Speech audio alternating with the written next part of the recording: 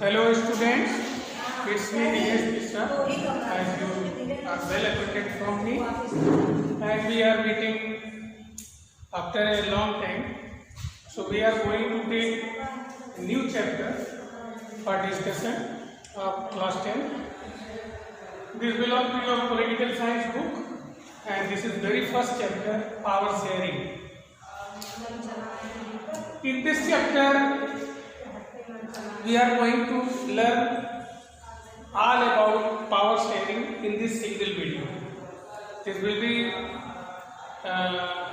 slightly a longer video, but I think it will be very important for you that your all material pertaining to this chapter will be there in this single video, and you will have not to look for another video, and this chapter will be completed. Power sharing is composed of two terms, power and sharing. So power means authority, authentication to do a act, to decide, the power of decision making, and sharing to divide, to distribute, to give up. So the distribution of power simply means power sharing. Why do we need power sharing? What is power sharing? What is the why are this is desirable? ये जरूरी क्यों है और ये क्या है और इसका महत्व क्या है in context of political system, राजनीतिक जो है परिप्रेक्ष्य में इसका महत्व क्या है, इन सारी चीज़ों को हम लोग इस चैप्टर में डिस्कस करेंगे. तो हमारा लर्निंग ऑब्जेक्टिव जो होगा वो होगा what is power sharing, why do we need power sharing, and what is the desirability of power sharing in a country. These are the key important questions which shall be dealt in this video. So we shall begin with the story of Belgium and Sri Lanka. This is Sri Lanka and this is the map of Belgium. Before we start a story, we have to discuss some terminologies which we have already learned in our previous class 9. So we all know that in the second half of the 19th century, or more specifically saying, in the second half of the 17th century, right since the French Revolution that took place in 1789, वहाँ से अगर हम देखेंगे तो पहले राजतंत्र हुआ करता था, उसके बाद हम लोग लोकतंत्र की तरफ अग्रसर हुए, और लोकतंत्र वो सेटअप है, वो राजनीतिक जो है स्वरूप है, वो राजनीतिक मॉडल है जिसके लिए आज पूरी दुनिया जो है फेवर में रहती है कि भाई हमारे यहाँ लोकतांत्रिक राज्य की स्थापना होनी चाहिए. लगभग almost in the 3/4 country around the world, including some Islamic states, there are democracy. So in view of the democratic development, power sharing is crucial. अगर हम लोकतांत्रिक राष्ट्र की बात करें तो पावर शेयरिंग जो है उसकी पूर्व शर्त, if there is a democracy, तो democracy can not operate as per its values, as per its tenets or rudiments, unless and until there is a division of power among different level of government, among different wings of governments. तो power sharing क्या है इसको हम लोग देखेंगे, और लोकतंत्र का ये बुनियादी सिद्धांत है. This is the fundamental theorem, fundamental concept of democratic state. If there is a democracy, there must be power sharing. The form of power sharing might be different from state to state, from nation to nation. There are different models which you shall be dealt in the next chapter, that is under the chapter of federation या federalism, संघवाद के अंतर्गत इसको हम लोग discuss करेंगे. फिलहाल अभी हमारा जो लर्निंग ऑब्जेक्टिव है, व्हाट इज पावर शेयरिंग. तो डिवीजन ऑफ पावर या distribution of power among different levels of government, among different wings of government या among different strata of the government is called power sharing. This is the simple definition of the power sharing. And now we shall take the quiz story and try to learn why the question of power sharing is created. अब हम जो है दो कहानियों के माध्यम से इस बात को क्लैरिफाई करेंगे कि पावर शेयरिंग की आवश्यकता या notion of power sharing or the concept of power sharing where from took birth. इसने जन्म कहाँ से लिया? पावर शेयरिंग की जरूरत हमें कहाँ से पड़ी? Why do we need power sharing? As we know that in our society is composed of different sets of communities. There are different peoples having different cultural or ethnic origin. तो एक term है ethnic एक terms है आपकी book. तो ethnic का क्या मतलब होता है? सोशल डिवीजन है, एक तरह का सामाजिक विभेद, सोशल डिवीजन है, जिसका मतलब होता है it is based on the culture.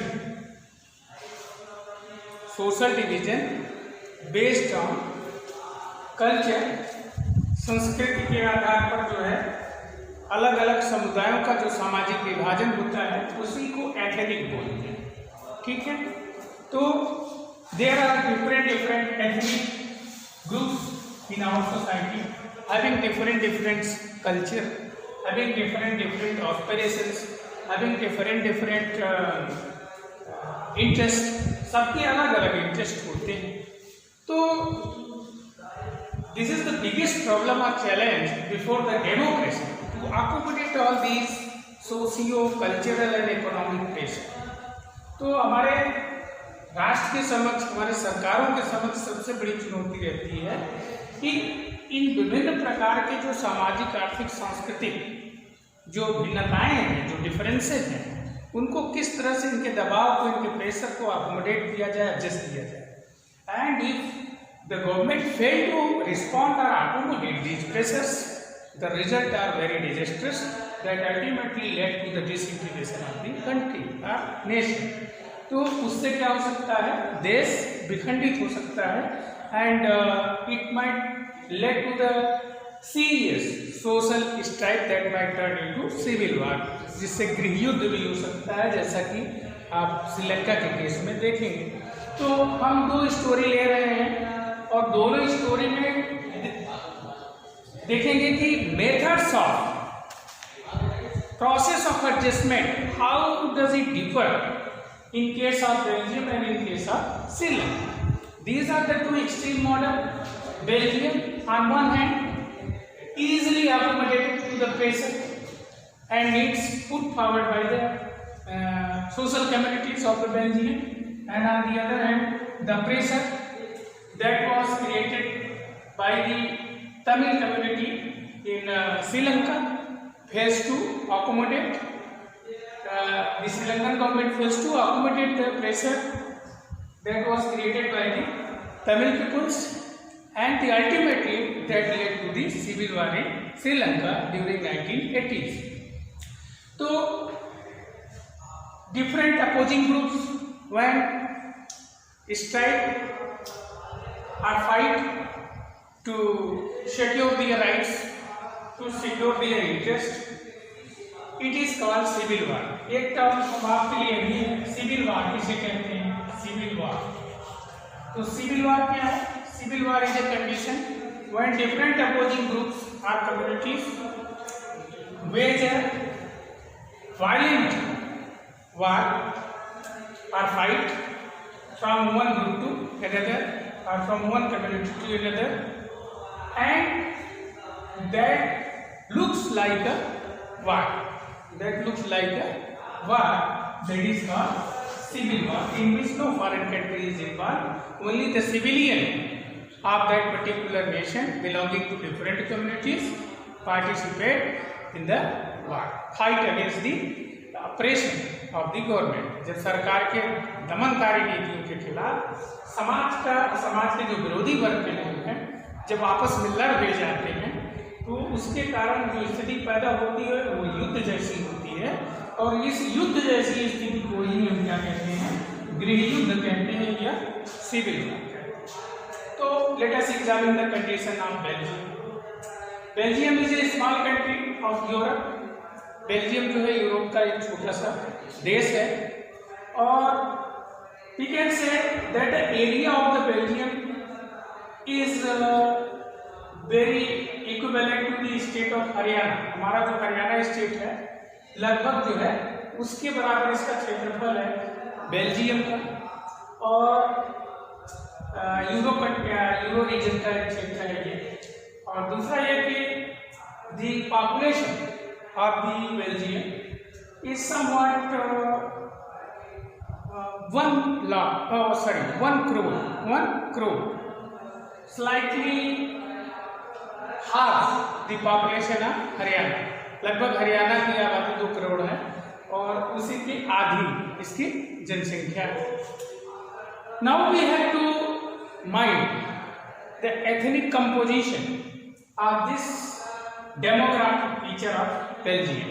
अब बेल्जियम की जो पॉपुलेशन या जनांगीय विशेषता है उसका हम देखते हैं, how does it affect and related to the overall political system of Belgium. अब इस जनसंख्या का हम देखते हैं कि क्या फर्क पड़ता है वहां की पूरी राजनीतिक व्यवस्था। इन दी southern reason about 59% of the peoples live in Flemish region, and they have a common culture, they have a common language, that is they are Dutch speaking peoples. The 59% of the total population of Belgium is Dutch speaking and reside or live in Flemish region. कहाँ रहती है वो? Flemish region में रहती है। तो and the rest 40% is French speaking. These are French speaking people, French speaking people which reside in Wallonia region. कहाँ रहती है? Wallonia region में। And there is a minority community that live in the eastern part of the country. They are German speaking peoples. So German speaking peoples are minority groups. They form the minority groups of the Belgium, and thus will be examining the overall ethnic composition of the Brazilian population, Belgium population. Then we shall find that Dutch speaking Dutches are in majority. They are in majority because they constitute an overwhelming portion of the overall population of the Belgium, that is about 60%. So now, but the pity is that the central part of the country, that is the capital city Brussels, situation is quite different. Here 80% of the population living in the Brussels city is French speaking. That is, they are a majority. They are in Brussels, the majority population is French speaking. That is, they are French. They are French. While 20% are Dutch speaking. That is Dutch. So here in the capital, the situation is quite contrary to that are existing in the southern part of the country, that is in Dutch speaking area or Flemish region. But the pity is that this 40% population of the country, this 40% population country belong to the highly rich population of the country. They have all political, economic and social power. They are rich kids. They like no resources, they have all kinds of privilege, they have all kinds of resources, उनके पास समस्त प्रकार के संसाधन हैं। ये बहुत जो है रईस आबादी है जिनके पास किसी भी प्रकार के संसाधनों की कोई कमी नहीं है। And they have control over the governance of the country, और ये शासन किसका है? French, who are in minority, they are not in majority. And because of the different because of the different policy measures resorted or adopted by the French government there in Belgium, the economic development, the social development, that is the job opportunities, the educational development, the health development of the Flemish region, that is the Dutch-speaking people, had been lagging behind due to these retrospective policy measures adopted by the French government.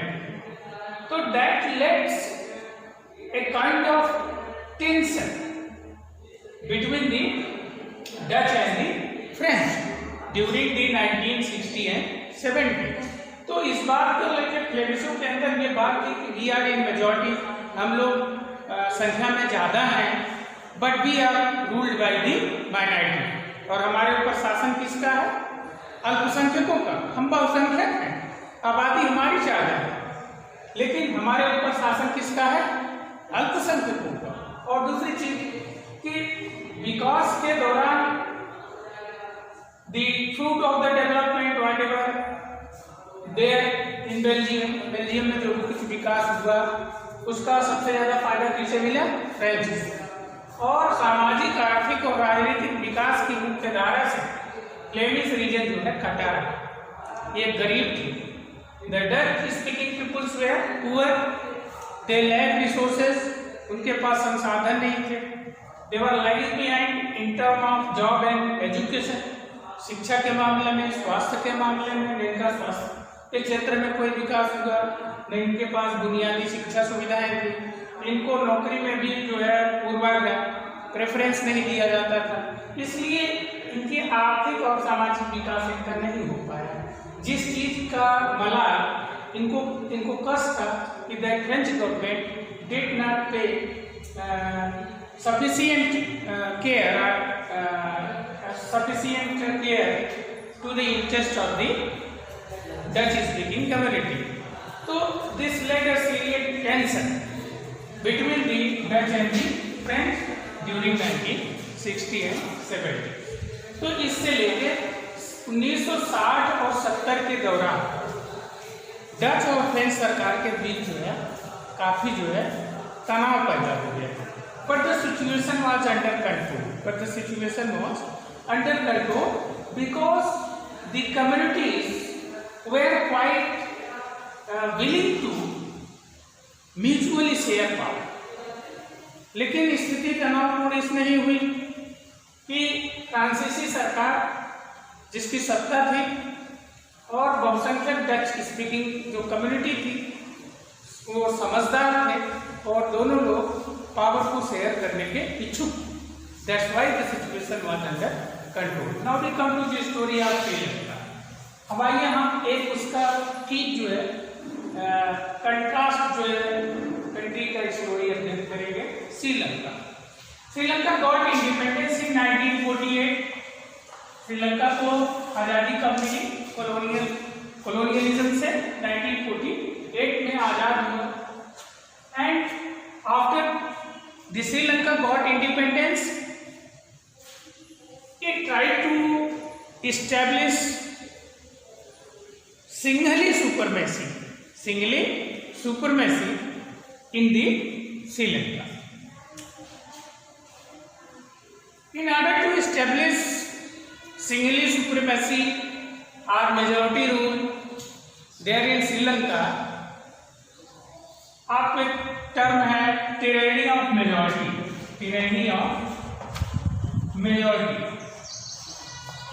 या इसको एक नाम में बोलते हैं majoritarian rule.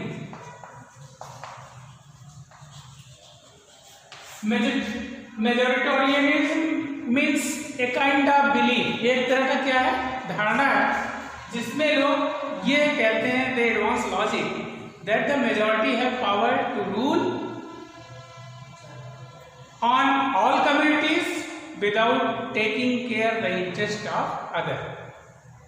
मेजॉरिटीज्म जो अवधारणा है, टिरैनी ऑफ मेजॉरिटी,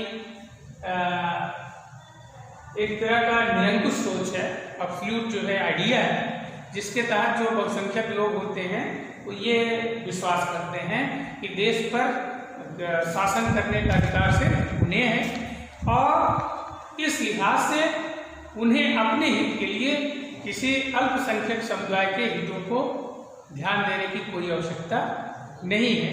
तो इस तरह की आइडिया को लेके श्रीलंकन गवर्नमेंट ने जो है आज़ादी के बाद तुरंत कुछ श्रीलंकन गवर्नमेंट या Sinhali government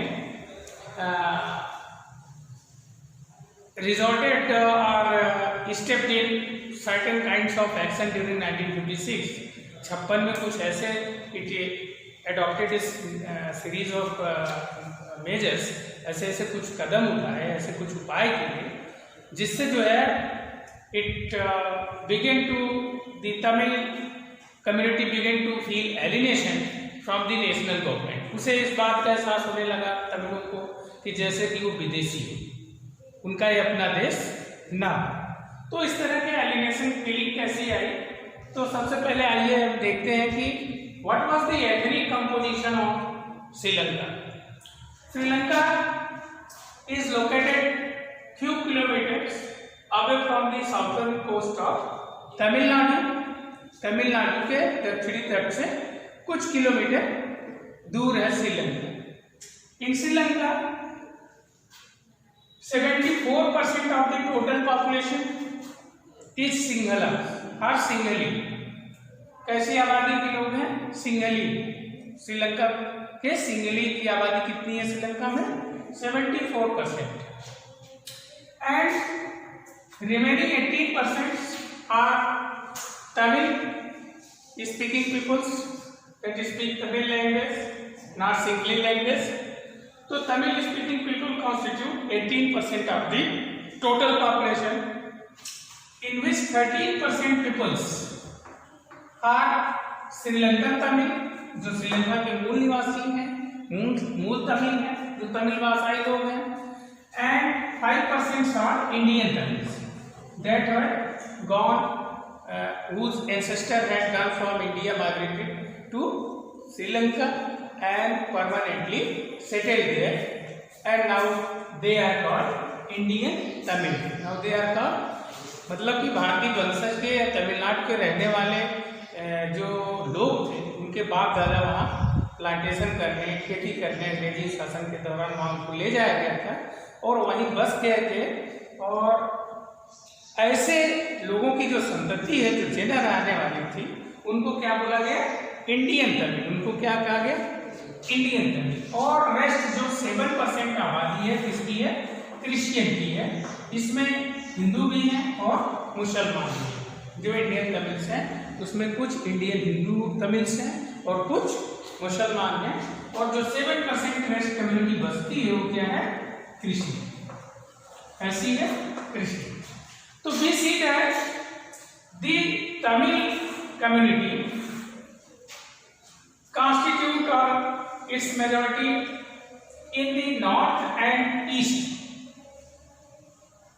direction or the part of the country. कहाँ बसी हुई है तमिल जनसंख्या? The major या main concentration of the population, Tamil population is there in the northern, in the Jaffna island. Jaffna जो प्रायद्वीप है वह उधर उत्तर की क्षेत्र में, and eastern part of the country, and the eastern part of the country. ये आपके हैं कौन से लोग हैं? ये तमिल, श्रीलंकन तमिल, इंडियन तमिल को मिला के, मतलब ये तमिल रीजन। कैसा रीजन है? तमिल रीजन। और ये जो पार्ट है 74%, जो सेंटर में आप देखिए कैंडी है, ये कोलंबो है, और यहाँ बट्टिकुलोवा है। तो बट्टिकुलोवा, क्रिंकोमलाई और जाफना, ये 3 ऐसे इंपॉर्टेंट जो है स्टेट है जो कि where there is majority population is Tamil, जहाँ की बहुसंख्यक आबादी क्या है, तमिल, जबकि in the rest part of the country there lives Sinhalas who are in majority, और बाकी देश के जो बाकी एरिया है वहां पर कैसे लोग रहते हैं, सिंगल रहते हैं। तो now the question is what disturb the national unity, integrity, the social harmony of the Sri Lanka का जो सामाजिक सौहार्द था, वहाँ की जो आर्थिक तरक्की थी, वहाँ की जो सामाजिक तरक्की थी, उसको डिसरप्ट होने की वजह क्या है। तो आप पहले जान लीजिए कि the very first step that was taken by the Sri Lankan government was to declare Sinhalese language as the one and only official language of the country. The very first step.